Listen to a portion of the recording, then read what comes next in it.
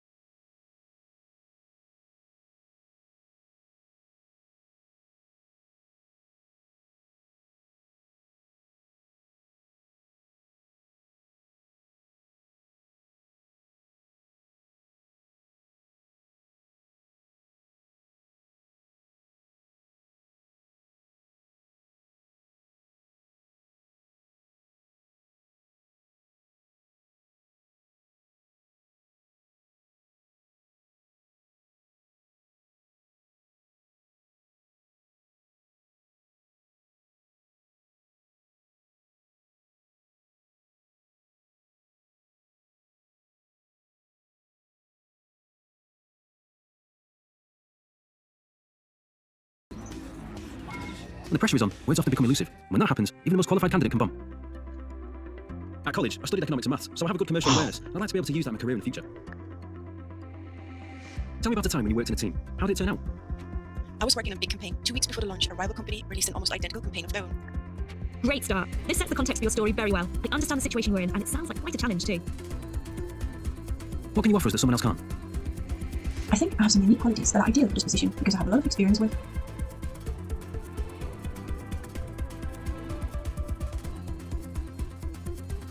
Now, go out there and smash it.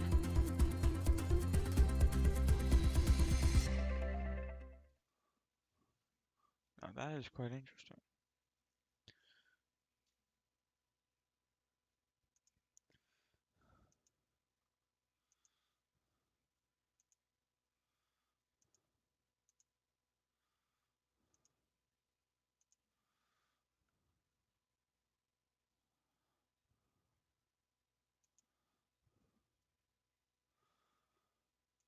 Wow, user.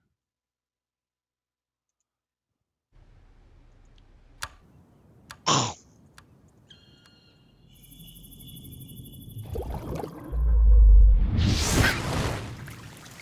glad you.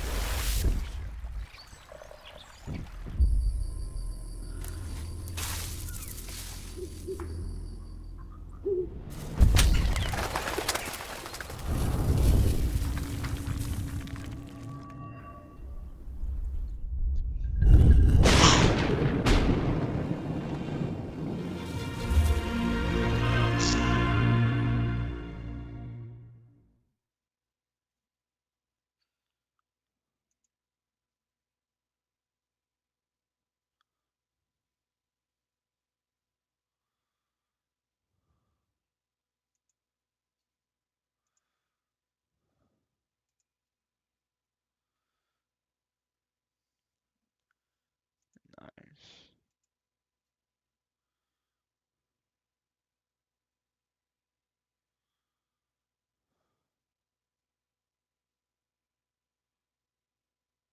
I already have that. That's my time at Porsche.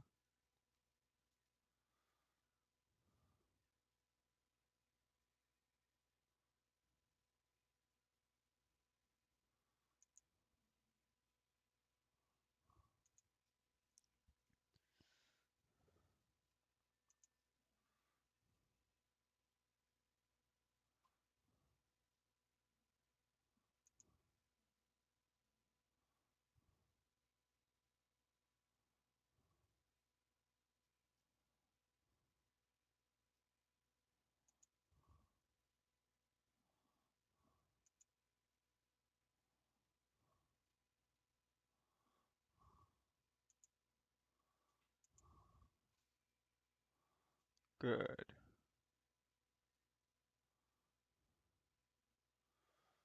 Okay, that one. Home. That's a permanently delete. Yep.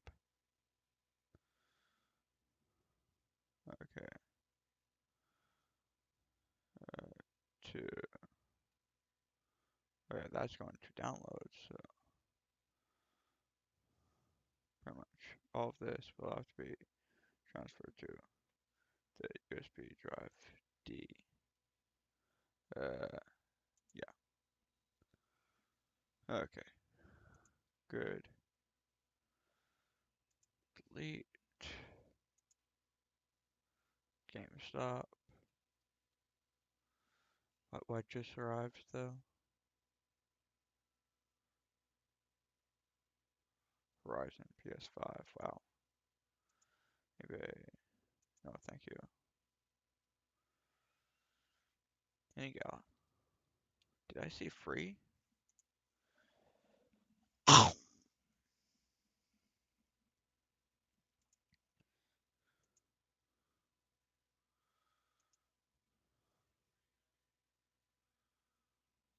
I did see free.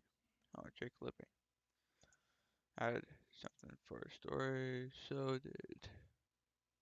Oh, something else added there.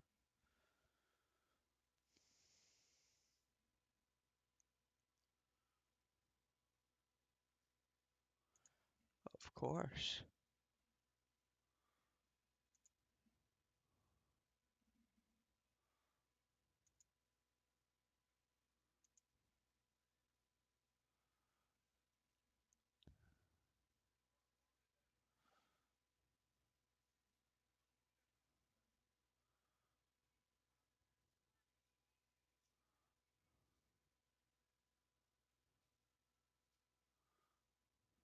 Ten free tier skips.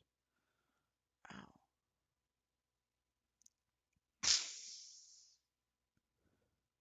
Of course.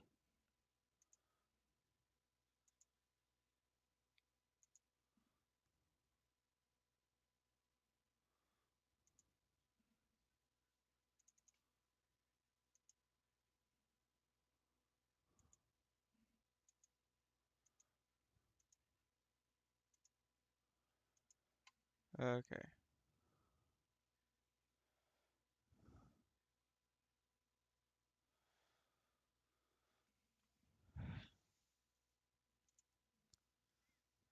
There.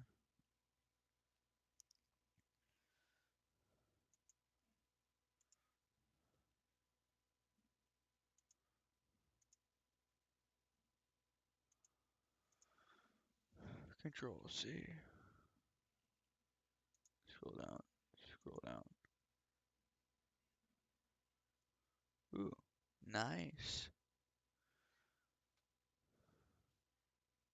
Wow, I do like those stream loots.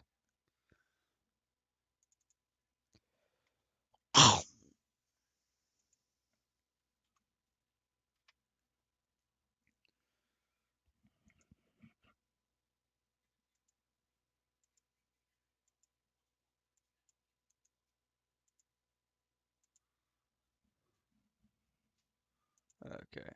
From here, scene 4. Going from there to either way. Password.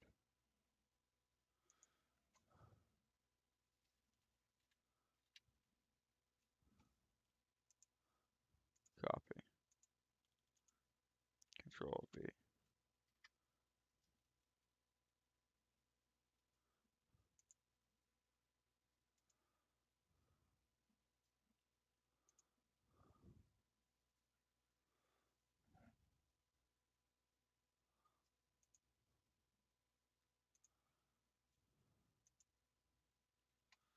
Scene 3.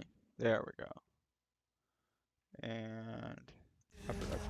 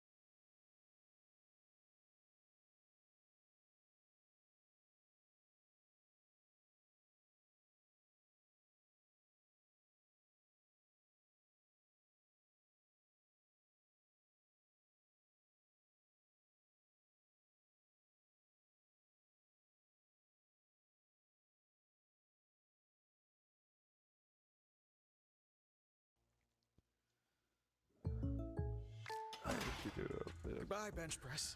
Oh, Adios, pretty squat mobile. rack. Fare thee well, kettlebell. Hey, Kellen, need a spot? No, Jake from State Farm. I'm just saying goodbye to my pricey gym membership. What? Don't give up what you love. State Farm has options like insuring your home and ride, with great rates on both. Nice.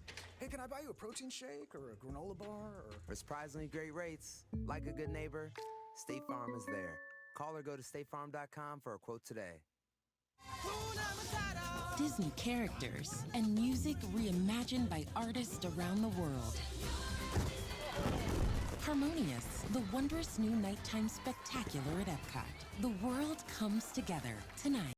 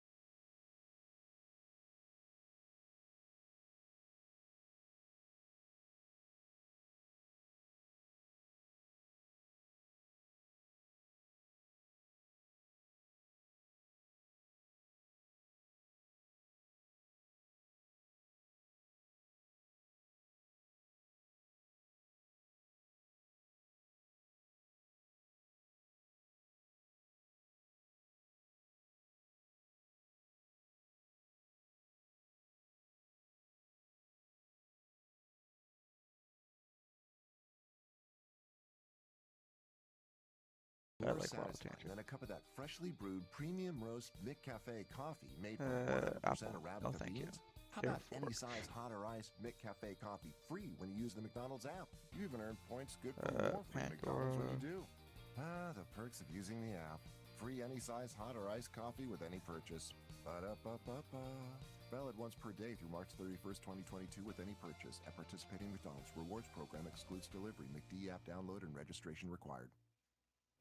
For Under Armour, the game is connection, opportunity, where we find confidence and community. But not everyone gets the same shot. I didn't always have a ride. There was no girls' team. The game is our gift. And we all have the right to experience the gift of the game. The only way is through Under Armour.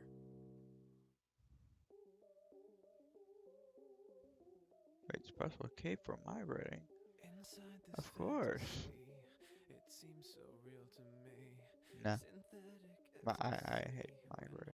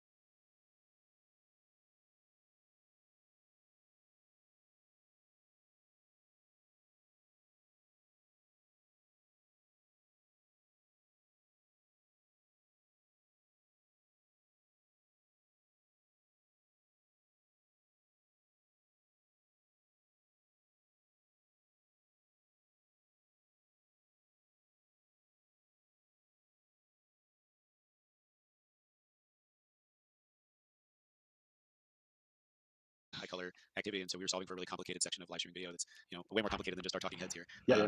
We always thought if we solve for gaming first, the rest of video should actually be pretty easy, and so that was the first 3 years of the company, is just trying to get that right for gamers. These days we get used for all kinds of things, but that's the original place. It's literally the idea is to eliminate 12 weeks of watching YouTube videos to control complicated software, but log in with your account, drag on your cameras, drag on a backdrop, give you enough creative control to place everything like you guys have, customize layout quite a bit, and then go live. It was super easy. Yeah, it was super easy. So yeah, you guys are kind of the originators, and now there's starting to be more and more of these web-based tools appearing. Yeah. How do you feel about that? How does that affect you guys? I think competition in any market's good. It forces us to also rethink decisions we've made along the way. So I think what was interesting is just the confirmation on the direction we took. So our system is, again, the browser controls the video architecture, and when the other browser solutions came out, in the last couple of years, they did all of their compositing, which is the layering of everything together right there in the browser. So your machine would get bogged down with all that extra work because Chrome is trying to layer together all this video and encode it. What's kind of funny about that is like, just a year or two later into building their products, they actually take another look and start doing it similar to how we do it. And so, I think that we have a big head start on the little gremlins that lurk in all the details of building a system and scaling a system like that. We process quite a number of streams every day on demand and across the world. So I think long term though, we kind of see a studio for every niche.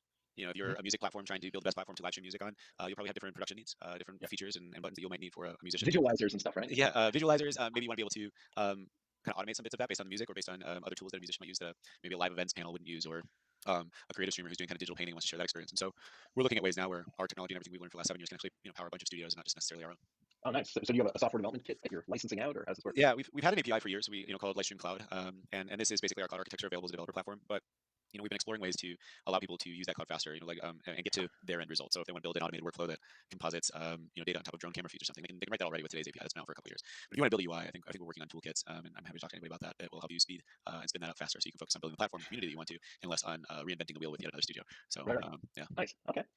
So we are live, by the way. So anyone watching, here on Twitch, you just post comments underneath, and we will see them. So the first one is the League of Valiant says, "Thank you, Lightstream, for powering our content." So awesome.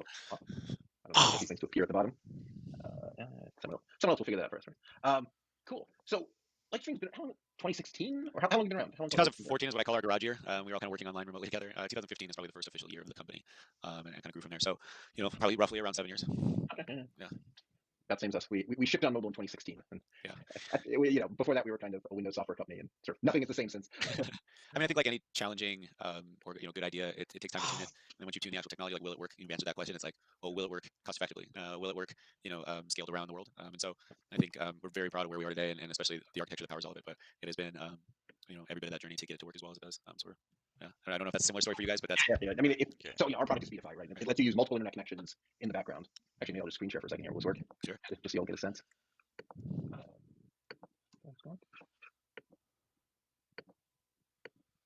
Yes. See my Speedify window. Oh, you have to. What do you say I need to press? If I change something? update live once you get it set up on a scene. Yeah. All right, never mind. I don't know what I'm doing here. Yeah, so at this moment, so I'm on a Mac Mini. I'm plugged into Ethernet. I'm plugged into a tethered iPhone, and then I got the Wi-Fi connected to this Android hotspot. Yeah. So 99% of my traffic's just going over Ethernet because it's plenty fast, but it's Comcast. If anything happens to it, which is not impossible and has happened before, all the traffic will instantly switch over to going over the phones, and I should be fine. Yeah, I mean that. A good example of our products working together is we've worked with a number of streamers that stream out in the world. So a good example is they'd have a camera in a backpack, right? And they'd be streaming maybe from their phone, maybe not even camera backpack. Let's just say they're streaming from their phone camera to our cloud, and then you can set that up on one of the scenes like you have here. And as soon as we receive the signal from that camera, we'll go live and automatically put the graphics on it, even though they're out in the middle of the city somewhere. And so all the graphics will be there, engaging their audience, overlays, alerts, all that stuff. And what's cool is if for whatever reason, let's say you get an elevator because you're going up to the top of a building or something to get a better shot, we'll lose signal from the camera, but your stream will stay live because we're all obviously on a cloud server. The stream just waits for you to reconnect and keeps your audience. There's actually some really compelling stats about just having like a couple minutes of downtime during a live stream will lose like half your audience or something like that. Oh, it's quick. Yeah. Right? So it's cool. It's like you can use Speedify also to bond a couple connections together, and then also for IRL streaming and a number of the other activities that we do. It's kind of non-traditional, if you will. That's really cool.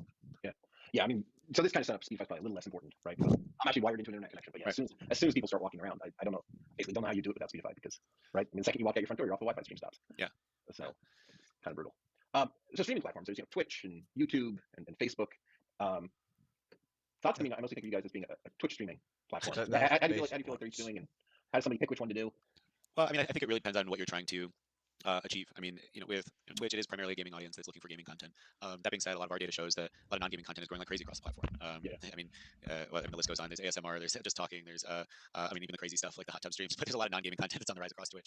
On Facebook, it's interesting. Facebook gaming obviously is trying to go head to head with Twitch. But I also look at Facebook Live in general as really compelling for the average person, because in those cases, I've talked about it's kind of quality of audience versus quantity of audience. It's the difference. It's like where do you go to just show stuff to your friends and family? And so you may not be trying to be the next big streamer, but that doesn't mean live streaming isn't something that you could do. Like let's say you're on a trip and you wanted to show a few friends that some experience that you're having.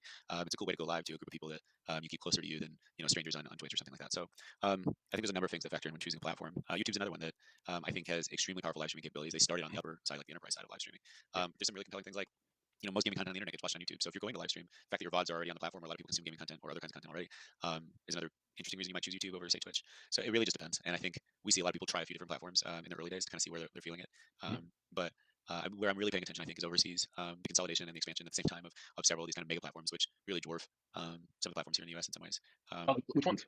If you're looking at like Douyu and Huya and like all these other Asian platforms, they're just enormous. And then the big sleeping giant, I think, is potentially TikTok, especially a younger demographic. If you can do short form content in the same place you're doing your live content, you build an audience in one place, and that one place you're building an audience also happens to have a really effective way to monetize your content. It just feels very creator friendly in that regard. And so you start to like wonder why fight upstream over on this other platform that seems to take a decent chunk of everything I make, when over here it feels very easy for me to get brand partnerships, for me to monetize the different types of content I'm producing on the same platform. So it'll be interesting to see how it develops. Instagram, does this thing where you can only go live to Instagram from the Instagram app, whereas TikTok's exploring, allowing third-party tools to be able to pipe content in. You could argue one keeps, one more boutique and interesting in one way, and the other like means you might get a lot of garbage content loaded on. But let's see how it plays out. So what do you think about there are these tools for restream and stuff, for streaming to all of them at once? I think it's really powerful for brands. If you got a brand that has a million people replace wherever your fans are watch, but if your personality, in my opinion, I carry those words with me obviously not a famous streamer, into the Forbidden but West. as I've talked to a lot of people, I think one of the things that is most effective for growth is consistency, and that goes in a number of different aspects. We can talk about that later if we want, but primarily just like everybody knows where to go to find you. And if you're the creator, like what you and I are doing now, right? If you had to watch 10 chats right now, that would be less effective at being the host. Right. So like to be a really engaging live creator and make it easy on yourself, see one chat, direct everybody to one location, and that does mean lock in some ways. Like I think that's why I never really Twitch, for instance, or never leave some of these other platforms. But I do think that if you're a personality, it's about consistency and about driving towards one location. But the recent tools like Restream or us and whatnot can be really effective when you need to cast a wide net, because if you're a brand, you should make it as convenient as possible to find you. That's been my logic, and I've had we've been streaming this everywhere. Tonight we're doing a little differently, just streaming to Twitch. But I've had a number of guests say that the secret to their success was when they stopped and just picked one platform. Right. So that the audience, anyone who posted a comment, everyone saw it immediately. They felt like they were part of a community. I think that's exactly right. So I don't know if you ever throw a party in a room that's too big and everyone's kind of spread out on the edges. It's like, okay, this doesn't really feel like it's fun. Same number of people, same exact people, and same number of people in a closet suddenly feels like, oh wow, this party's raging. Kind of pack everybody in a little bit and get people talking to each other. And the biggest factor you can have for growth, I think, is really fostering the community. It's less about your content in a lot of ways and more about the community that your content fosters around your brand, around yourself, and the conversations they're having with each other without you, and hopefully with your friends that haven't seen your show yet, that kind of thing. So, Cool. So one platform that's gone now, right? That was there in the early days was Mixer. I mean, they were right there at the beginning with live streaming video games, and they got bought by Microsoft. Any thoughts about that? Where did they go wrong? Maybe that's more than how long we got. First of all, I want to say Mixer, which was originally Beam. Matt and James and the team that built Beam were exceptionally talented and built a hell of a product. The low latency live streaming, especially doing that at scale, the community that they were fostering, the larger Beam/Mixer community, even once Microsoft owned it, was really kind and supportive. It was really unlike anything you've seen across social media. I'm not gonna pick on any one platform, but like it was kind of unreal how much Mixer streamers supported each other, but then their audiences actually engaged each other, and it wasn't any kind of like weird territorial stuff. It was always just kind of supportive and a happy place. It was very strange like that. I think this happens in a lot of acquisitions. You get a big hug of death. It's like you get the big company that wants to just help, but its hands are too big and it just ends up smothering and killing the baby bunny. Like it's like I think that Microsoft wanted to bring all of its clout to bear to grow an awesome platform and awesome tech, and that ultimately kind of led to its demise. I mean, I think they spent way too much money in too many of the wrong areas too soon. That Mixer started to look like a really expensive line item than a benefit to the business. And so it's just a little bit of mismanagement. I mean, the influencer spending alone, like paying what they did for Ninja, which is just kind of insane in the first place. Not that he's like, good for him. I'm not mad about that, but more like then you shut down the platform a year into that contract, and so you not only blew that money, but you blew 2 years of it. You don't get anything out of it.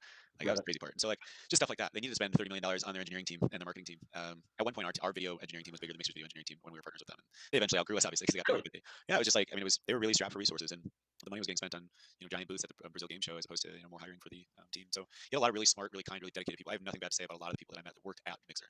I think they tried really hard to build something that was really, really compelling, and it could have been even bigger. So like, let me be abundantly clear, those people were awesome, and we really liked working with them. I just think the logistics of such a big parent company just really kind of mussed it up, and eventually ended up in them looking at it and going, we've mussed it up bad enough to where saving this will cost us far more than focusing on other areas we're more excited about, which is what you saw them do. They shut down and they started buying game studios and focusing. Like think about like Microsoft's energy in the gaming market is 100% on Game Pass. And that maniacal focus will probably lead them to a massive amount of success. I think it would have been cool to have Mixer be part of that strategy, but I get why they didn't at where Mixer ended up being by the time it did. Does that make sense? It would have been a cool part of this kit of like new game studio, launches a new game under the Microsoft umbrella, give it to all of our Mixer streamers and get them all to promote and show off gameplay of that game. Could have been an awesome part of the marketing mix. They should have treated it like a massive promotional vehicle, and instead it got treated more like its own business and line item on the budget. So, Yeah, you're right, because they're selling the platforms. They're getting a cut of the royalties on every game. Yeah, they did it just slightly the wrong way. I always thought Mixer was like a cool virtual couch. We always used to go over to your buddy's house and watch them play video games. Like maybe Mixer didn't have to beat Twitch at having all the biggest famous streamers. What it needed to do is be like a place you could stream to 20 of your closest friends, and you obviously have an influence over them. And so like if it's a virtual couch, how many of those people can you get to buy the game that you're currently playing? So you start building in features that say, I'm currently playing this, get that for 5%. You know, like all these little details of like the middle class of streamers, as opposed to just going after the upper echelon. And somebody at Mixer had big designs on having all the famous streamers, and I think that was the wrong move. I think it was more about the lower to middle tier audiences and the network effect that is how big those can get. But just I didn't work there, so. So let's talk about advice for streamers, right? So somebody wants to get started as a streamer today. Where would you start if you were them? I mean, you start off with no audience, and I just want to get online and get people watching me.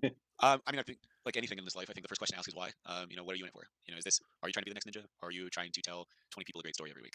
You know, what does this mean to you? And what you're kind of like, just having a general idea of that I think helps structure the rest. So that aside, I think I said it earlier with consistency. I think the vast majority of streamers that grow quickly, or that grow even not quickly but steadily, it's all about consistency. It's here's my schedule. I'm online from these hours, and even if that schedule changes on a quarterly basis or whatnot, I think your viewers knowing that when they get off of work at 8 p.m. you're going to be live. It's like any good TV show. If TV shows times they were live changed every week, it'd be very hard to keep up with your favorite show. So, I know that's why I'm to Firefly, right? It's like how you go. Every episode was on a different time. They canceled it in half a season. Still bitter. We all are. But it's really about consistency. Here's where you can expect to find me, and I reliably make that happen. And consistency in the content. So, and it doesn't have to be like you only stream one game, but more like consistency in the personality. How do you engage the audience? How do you engage? Be yourself in that moment, because it's a lot easier to be consistent with your personality when you're authentically who you are every day for the most part. So, so I think those are like the main. Anything else I'd say would probably be too nuanced, but consistency and understanding why you're doing it every day, I think is really the big thing. How do you pick a time slot? So I mean, I'm doing Tuesdays and Thursdays at 5 p.m. Eastern. It was kind of just convenient for me. Like, you better off in the morning, at night, during the workday, outside. Like, I think that's exactly why we built their time zones. So it's always wrong. No matter what you pick, you're always wrong for somebody. I mean, I think that's kind of exactly why we built the Rainmaker data tools that we did. I mean, like the ability to log in and see where you're attracting more audience. Is it when you play, Red Dead Redemption, or is it when you play Halo? Is it on Wednesday morning, or is it on Thursday night that you get more of an audience or more growth? Like giving people the tools they need to see where their growth is happening is super important. But also, like, frankly, if you're streaming at times you hate, you're probably gonna be pretty bad at streaming at that time. My buddy once told me a story that every time he has a friend who like loves to do stuff he hates. So he's like, what would suck right now if I had to do 10 push-ups, and then he gets on the ground and he does 10 push-ups. He's like, yep, this sucks right now. I don't know what that says about this man, but my point being is like, don't sign yourself up for things you can't be consistent at. Again, if your New Year's resolution is to work out every day, but you pick 5 a.m. as your new workout time, but you've never woken up at 5 a.m. in your life, like you're just setting yourself up for failure. So I think what you did is, it worked for you. It's the end of the workday, knock it out Tuesdays and Thursdays, get a show done. Like that feels like you'll be able to stick to it, and that leads back to the first point, which is consistency. So tweak over time, I guess, as you become get more and more of an audience. But yeah. So Scotty Two Cats is asking, how have things changed for Lightstream since the acquisition by Creative Solutions? That's right. You guys got bought in, was it April? Am I off by year? No, you're right.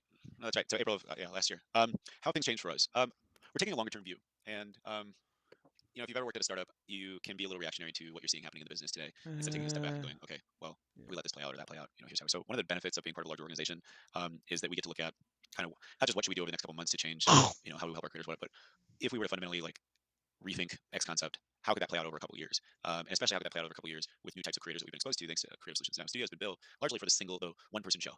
Somebody who needs to come in, maybe do a panel, stuff like this, but largely runs the show by themselves, maybe a podcast, live event, something like that. But it's not built for like say a 10-person production team, to necessarily like bring in all this extra hardware and all that stuff. And so part of Creative Solutions is Tear Deck, and they do a lot of live production products. And so we're looking at ways that how does our cloud architecture support the types of creators they work with? How does our studio adapt to a workflow that's similar to somebody producing a live show? We work on a scenes and layers model, which is similar to OBS or some of the others. But for those of you that have worked in any kind of professional production, there's much more linear flow where you're kind of pushing through different assets and things like that. And so, we're looking at how do we adapt that UI and whatnot. So I think it's like a little bit more creative freedom than kind of reactions. We've done a lot of really smart long-term things over the years, but there's also been plenty of times where we had to react very quickly to some shifting wind, like an entire live streaming platform shutting down who's one of your largest partners. So, having this ability allows us to really sit down and plan accordingly for what could be other opportunities and other places we can help. So I'd say that's the biggest change. But overall, Lightstream is still its own company, part of the Creative Solutions umbrella. Our team still reports up to the same way they have the last 6 years. We still have the same awesome teammates and same awesome culture. It hasn't gotten more bureaucratic? No, not internally. I mean, my job certainly changed. I mean, instead of having investors and a board of investors, I now work with the head office and the rest of the Creative Solutions group. And so maybe parts of that are definitely a bigger company feeling, but internally at Lightstream, it feels much the same. I think we've defined success for ourselves as, and I've said this in interviews before because it's been the same answer for years, but can we do what we love with people we love for as long as we can? And so none of that's changed. We still very much enjoy what we're working on and the people that we get to work on with. So we're very, very happy for that. That's awesome. So I think we'll have you back for another episode. Sure. Of Rainmaker, but why don't you just explain it briefly? Because you brought it up, and it's a really interesting product. Yeah. Maybe we spend 5 minutes on it. Before yeah. So there's two like kind of key aspects to what Rainmaker is, and so let's first talk about what we call like engage, and that's like that's not an official product name. It's just like active engaging your audience, right? And so you have the basics. This isn't anything that Lightstream or Rainmaker invented, but the idea of dynamic alerts and overlays, motion graphics on your stream that are triggered by some audience behavior, whether that's getting a new follow, a new subscriber, somebody said something in chat, any of that kind of stuff. And so this stuff allows people to affect your stream, obviously see their own name appear. Hopefully that encourages other community members to take similar action, like follow, you, subscribe. So all of that's there. We have a chatbot system that lets your users ask questions of the chatbot that might be repetitive and not have to repeat like your schedule, for instance. That chatbot can also help moderate and put special messages in there. All of that kind of stuff. The other side of it is measure. This essentially is how do we help you understand? I'm going to speak only from the creator's perspective first, but how do we help you understand where you're getting more audience? Whether that be time of day, type of game, day of the week, whatever. But you can look at your analytics for your last several streams. You can click on any one of those streams and see a breakdown in 10-minute chunks of your audience, and it'll be color coded based on what game you were playing at the time. And so you can see that like when you started playing, Fortnite, your viewership started going down, but when you switched to Witcher 3, everybody loved it. And so you start to get like, oh, okay, maybe I'm not a multiplayer guy. Maybe I'm more closer to these adventure games. My audience seems to respond better to that. So you start to really like define a content strategy. And then the last part for us is about connecting brands, whether those be game publishers, developers, or other kinds of brands, and creators. And the biggest way we do that now is that game publishers will pay for Rainmaker. And the brand side of this looks like all the stats I just told you about are now available to the brand. They can see any streamer across multiple platforms, see what kind of content. So say I'm launching the next great cowboy game, I can see who the top 20 streamers for Red Dead Redemption were in the last year. Yeah. And I can, so I can start to do some research, see who I should be working with, or the people that I already am working with. I can build a report to collect data so I understand how well is that working out for us. And it makes the relationship easier too, because it's not subjective, it becomes subjective. How's this working? At least a component of it does. But I can also upload. So Sam, ready to launch my new cowboy game. We don't need to come up with a name for this. I'll let you work on that. Like I can't tell you the story. But I can upload 5,000 copies of game keys for various platforms, and I can say, well, I only want streamers with 50, an average of 50 concurrent viewers and 100 concurrent viewers to be able to get a copy of this game. So I can set some eligibility requirements. And now when creators come to Rainmaker and I go to promote this, they can apply to get a key, copy of the game. If their stats match the eligibility requirements, I auto approve them. They get emailed a copy of the game, and now they're automatically added to a report that says, that tracks how often I stream that game, and what the audience was like, and what was said, and so on. And so now as a game developer, I can give out 1,000 copies of my game, and then get all the audience stats back in one easy report. And so I can go back to my boss and say, hey, giving out 1,000 copies of our game actually got this much audience, and this is what people are saying. Very recently, this will be the kind of icing on the cake, is we partnered with another company named Spike Trap, and so we actually overlay sentiment data on top of all this. So we can actually see like brand safety scores and chat sentiment on a given stream. So we can see like, oh well, they're streaming our game and chat hated it, or at least hated this stream for some reason, or they. So this is analyzing the text, looking for angry words or happy words. That's exactly right. And it's all completely anonymized, but it gets you like just a general vibe check, if you will. We don't know what any individual person said. It's more like the analysis happening in real time, and that's done on Spike Trap side. It's one of their expertise, and we're very happy we partnered with them. But so what's cool though is we're bringing like what's usually a very, very expensive data point that's only available to brands, and we're also making that available to streamers. And so you as a creator now have tools that usually cost the brand tens of thousands of dollars a month to get access to on their side. As a creator, you have access to this, so you can rep yourself, so you can start to understand, am I building a community that's happy? Am I building a community that's a little bit toxic in one capacity or another? And how do I adjust to change that so I can either A, work with more brands, or B, work with no brands, because I want it to be like the worst community on the planet. I don't know, like because you have the data to make the decision to be a hero or a villain in this area. So yeah. So I guess another question that I think a lot of people, when they start getting success, there's a question like sponsorships and stuff. Yeah. How do they find sponsors, and probably even how do they figure out what to charge, or yeah, this is getting going in the business seems, getting that first dollar seems like the hardest part. Yeah, I mean, this is something we've talked about for years. We've brand opportunities typically go to the probably top 1% of streamers. That's not don't quote me on that, but I think largely because think about everything that has to go into you being introduced and building a relationship with a brand who's willing to write you a check every month to do a thing. I mean, you'd have to, one, get the meeting in the first place, wherever that might happen. Out of the thousands of emails they probably get a week of people hoping to get sponsored. Make that happen, have your content stand out, and so on. And so ultimately, a brand typically goes and looks out at the market, not usually from inbound. It's usually they go out and they go, oh well, these streams look like they have a decent audience, look like they're well within our brand safety guidelines, and so on. We're just gonna go with these. And so where they look at usually the top of the stack, who's got the most viewers and what's the price point there. What our product aims to do is through data and automation, I think long term, give brands the confidence to invest in smaller and smaller creators. It's our long-term bet that the aggregate audience of the middle class of streamers is much larger than the upper echelon of creators.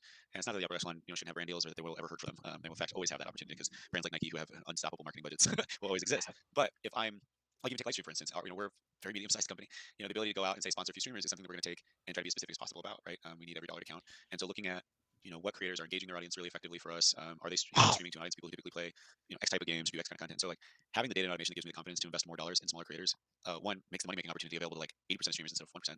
But two, means that I'm going to keep doing that as a brand. I can feel confident I can do this every month. I can keep investing in this space. So do we have all the answers on how we're going to solve that long term? No, but I think that's the driving thesis behind what we're doing on Rainmaker. It's over time we will slowly get right the pieces you need to democratize the economic opportunity in this space as much as we can.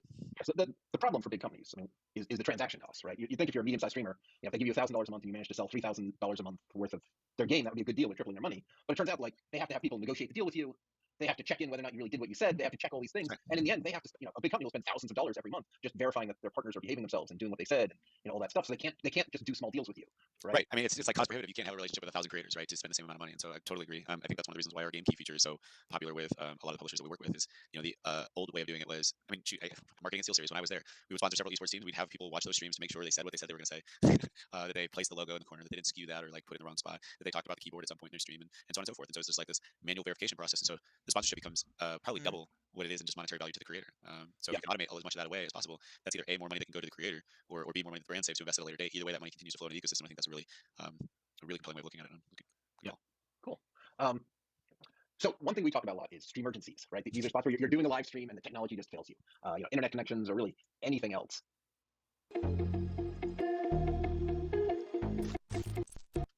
Stream emergency. A stressful situation when one's live stream breaks down or cuts out unexpectedly.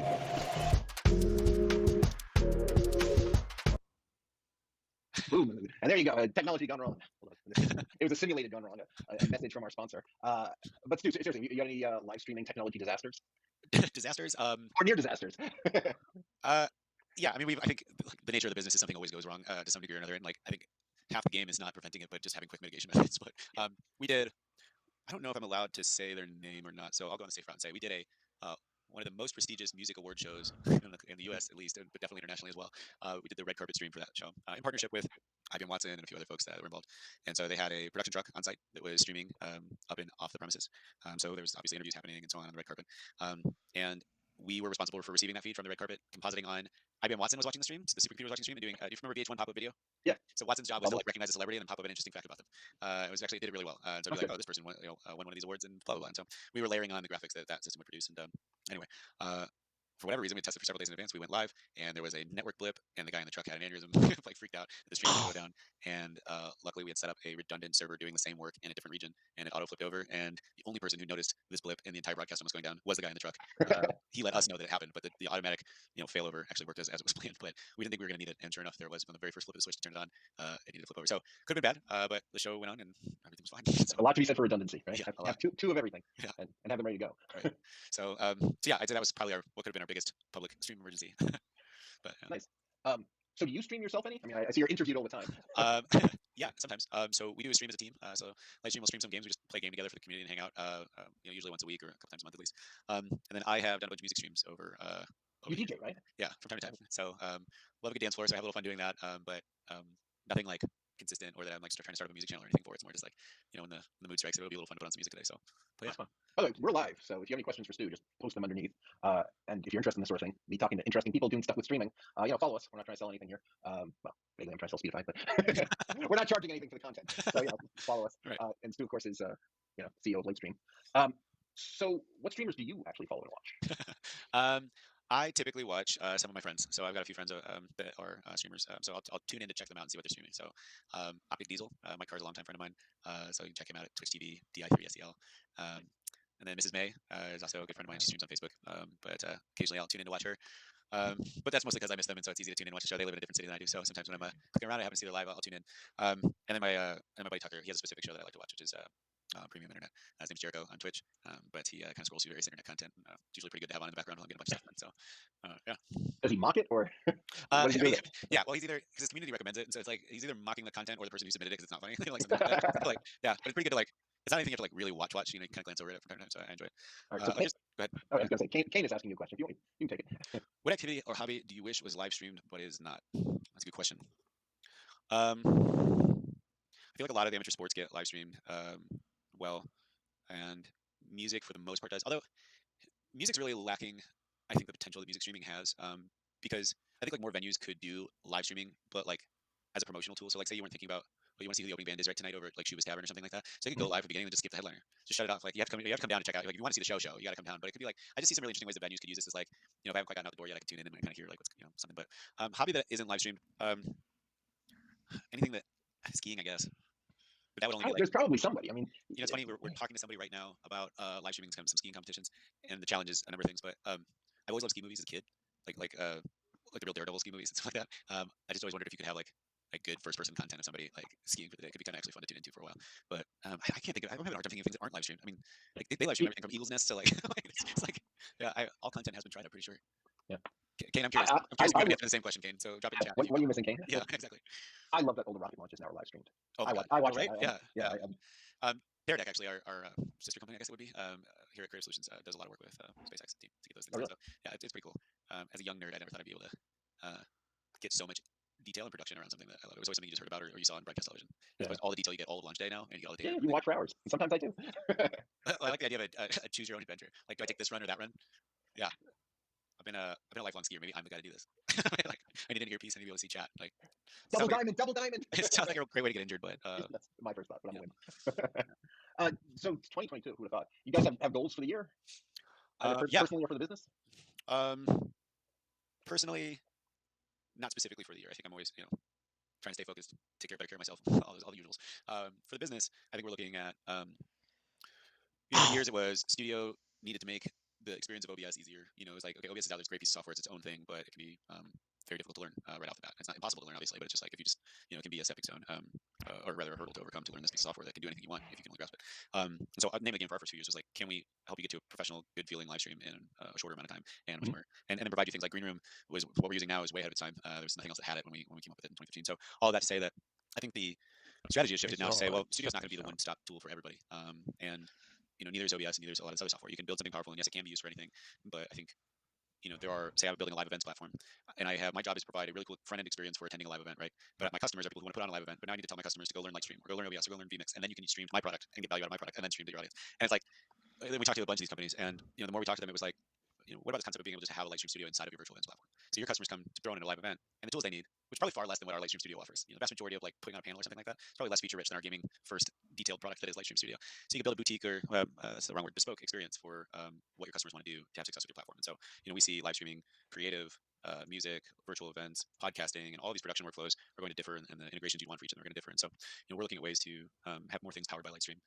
It's not that Lightstream Studio is going to go anywhere. We love that product. It does it's very successful for a lot of people. But I think looking at the world is, how do we empower more tools? How do we empower more product teams to take advantage of what we've been honing for 7 years and really enable that?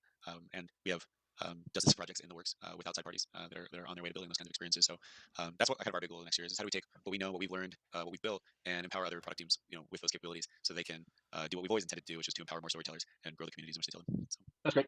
Yeah, I feel similarly. Speedify is awesome. It runs in the background, makes your streams better, but it's one more tool. Yeah. Like anyone needed one more app. So we're at now. I've been coding for a while, but right now I'm writing an OBS plugin for Speedify to add Speedify right into OBS. So when you start streaming, it connects, and the stats are right there, so you don't have yet another window to look at and all that stuff. And we'll see. Starting to talk to people. We should put Speedify on our mobile app. You should put Speedify in your mobile app. Let's talk about it. It's a nice library you can drop in with none of our user interface if you want. So we really should talk about it. That's it. We're doing business. Awesome. Yeah. All right. So we're coming up on 6 o'clock. So I want to thank everybody. Everybody who commented, everybody watched, Stu for being here. My next stream is Thursday at 10 a.m. Eastern. Not being consistent, but it's Zach from Zach's Tech Turf. His business is live streaming building custom PCs. So you order from him some high-end PC with huge amounts of memory and high-end graphics cards and stuff, and he live streams as they make your PC. That's cool. And his streams have become very popular, and on top of it, he's selling a lot of PCs. So he's kind of double dipping there. All right, one last question from Ryan here. Do you play any video games, Stu? Do you have any time? Are you too busy running the company? Historically speaking, I struggle to find the time as much as I love gaming. But this year, I've been making the time with some friends. So lately, I've been playing Halo, the new Halo Infinite. On PC, so having a lot of fun with that with a group of friends, including some of the Lightstream folks. And then if I'm looking for something casual, I've been playing Foregone on Switch, which is like a really fun side scroller that I'm really enjoying. So yeah, those are two. Oh, and then always Rocket League. So try to sneak those in where I can. But it's a totally weird thing. I built, speaking of Halo, I built Bungie's first website. Did you really? 1994, 1995, back when the game was Marathon. Do you have any stock options for the deal that just happened today? They fired me and shut down the website because, and this is a funny story, it got too much feedback. We put a comment form, and they had thousands of people a day asking when the new game was going to be out. And I'm like, this thing's a pain in the ass, and they shut it down. The end of me. So no, I didn't get a fraction of a penny out of this. I was gone. So that's one of my very sad success stories. Do we have time for another question? Kane asked a question. Yeah. Do you want to answer it? Yeah, go for it. Kane, you asked, did I set out to be a CEO? And if not, how did it all come to be, and how do I manage it? My mom's got a pretty funny birthday cake picture of me from being a kid, where I had started my own company at 12 called Stewie G Productions. I didn't know what I did at the time, but I knew that was the name of the company. So I think I've always wanted to have a business of some sort. That's what I did. Instead of mowing lawns as a kid, I like fixed people's computers around the neighborhood, and I had a business, and I had a phone number they could call to fix things, and like all kinds of stuff. But I then worked, several jobs for other people at small companies. I never wanted to work for a big company, so I worked at a bunch of small companies and learned a lot of different things. Here at Lightstream, I was not hired to be the CEO. I was invited as a product person. I had seen a lot of things in the gaming industry. Aaron wanted my advice on what kind of prototype the existing founders were trying to figure out. So I then asked Aaron, who's building it? And he said, this guy Dan that I know. And so who's designed this? This looks nice. And that's Ryan. He's actually in chat, I think. And so we just were kind of waxing poetic about what Lightstream could be and what the product needed to be and so on. But then when we started looking at lawyers and to get the company formed, and started looking at how we do hiring processes, and who we'd invite on the team, and what decisions need to get made quickly and so on, and raising money and all that kind of stuff, I just seemed like I had the aptitude for it. I knew the people. I knew, like, fairly organized guy. I know how to tell a good story, so on and so forth. And so, it kind of it became me. And I think that the challenge. I remember actually Aaron and I having this conversation, just to put a bow on this. About 6 months after I kind of took on this role, and Aaron took on the role of a chief operating officer, and I go, we all get to be leaders in this company by default because there's only 4 of us right now. But eventually, the business will outgrow us, or if we don't keep a pace with the learnings that we need to get to grow this team and still be effective in our roles as leaders here. So I spent a lot of time reading, educating myself, getting mentors, asking for help, like meeting other people that had played my role at different sizes. And so so that's how I managed it. I learned on the job, but I took that job with the weight of responsibility that it required, and learned as fast as I could. And so far, so good. I don't think I've made every right decision. I don't think anybody does in their life. But it's guided us this far. And this team, by the way, it's not just obviously the CEO. There's 6 people on our leadership team that I highly respect. They're given areas of focus and discipline at this time. And the six of us together make up the whole that's kind of led us to where we are today. So proud of that. If I'm proud of one thing, I'm definitely proud of the leadership team that I was able to keep around me. So you guys did great. So far, so good. Congratulations on the acquisition. That's it. Thank you. Yeah, we're that place. The new place is full of really nice people and really smart people. So we're still getting to know everybody and all that. But yeah, very excited about the things we'll do together. That's awesome. So, all right. Thanks for having me. By the way, it's a great conversation. Thanks for coming. Yeah, this is awesome. And we'll follow up about our Speedify library. Yeah, sounds good. I love that. All right. All right. Good night, Thank everyone. I'll see you next Thursday.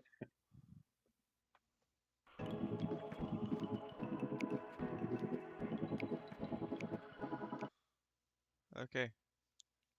Now it's time for gaming. Guaranteed.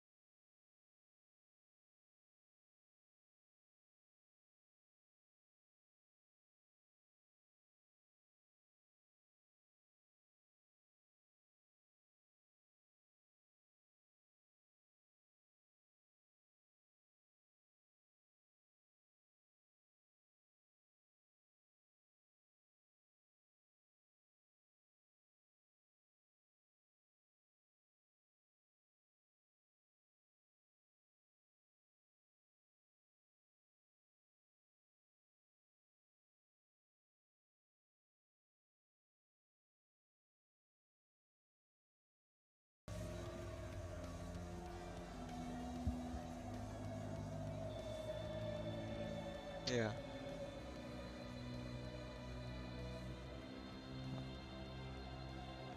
I do.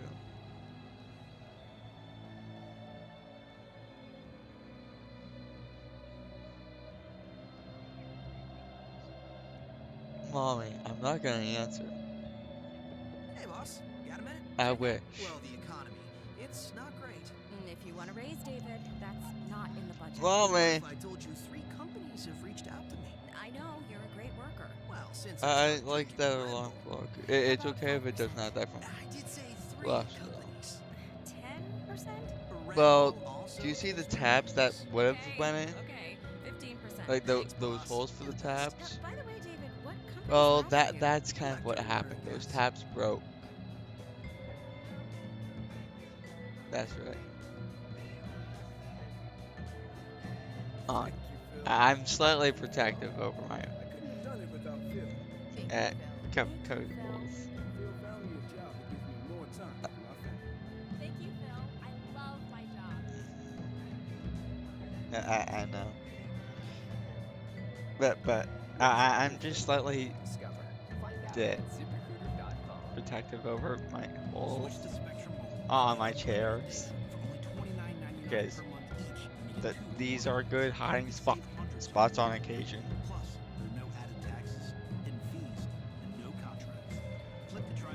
But they're really good places for Pringles to be stored. Fine. How could I move the chair if I do?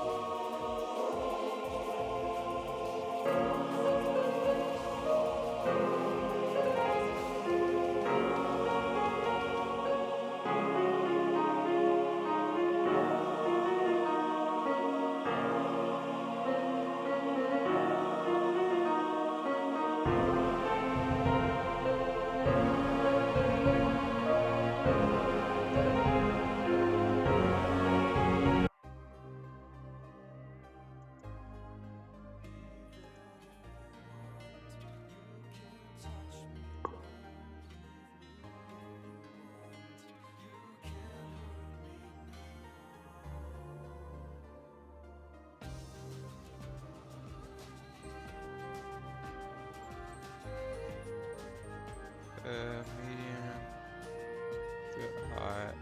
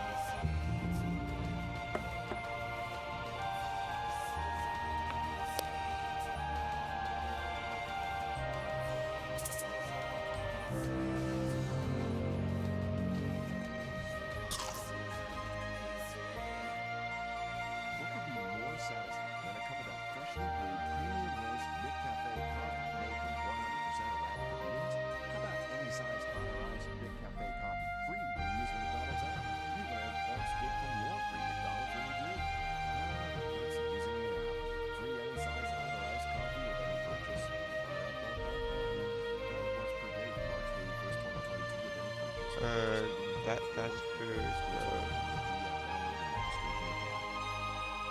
For Under Armour, the game is connection, opportunity.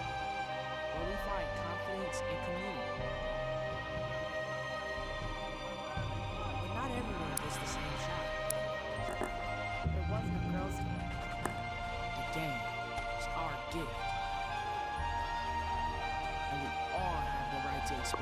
gift of the game. Only way is through Under Armour.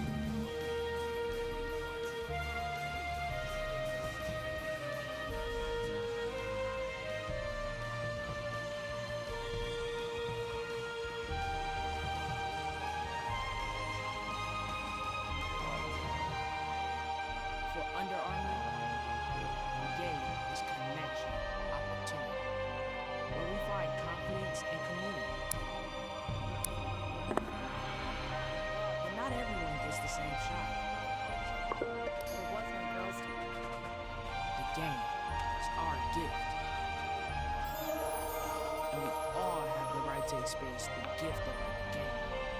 The only way is through Under Armour.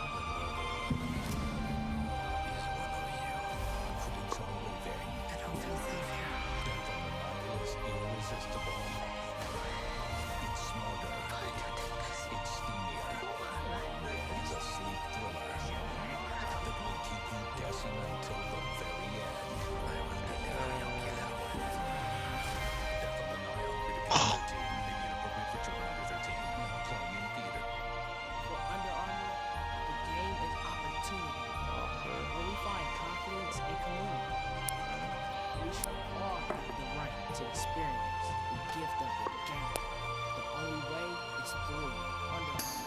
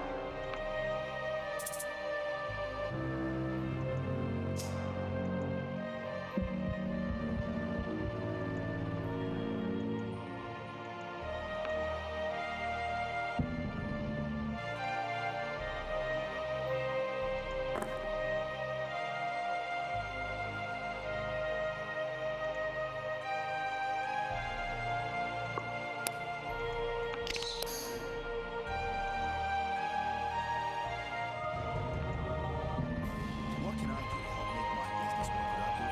Every successful business owner will not only ask themselves this question, but will create a business plan based on it. At Ford Pro, we're purposely built to help turn these plans into reality. So forget about cobbling together vehicles from here at Telematics Repair. We offer a one-stop shop approach. You'll find ways to help manage your fleet, bundle your billing, and streamline the whole thing all under one hood, so to speak. Introducing the Productivity Accelerator for your business. Visit FordPro.com.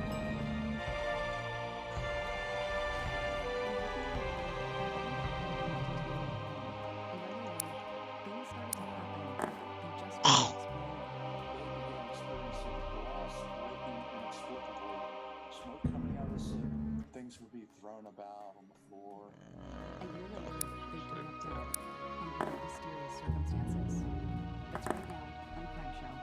Tap to listen for free on Spotify.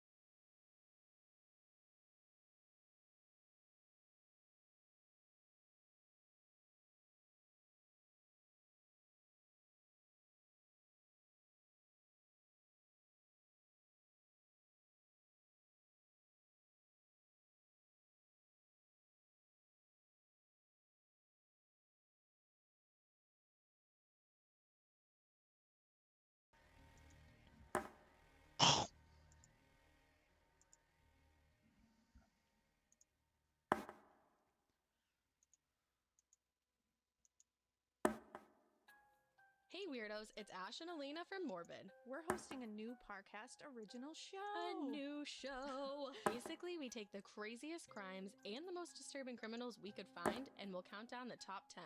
We're calling it Crime Countdown. Thanks to the research gods, Parcast will bring you the grittiest details of these true crimes. Crime Countdown premieres July 13th, but you can follow us on Spotify right now.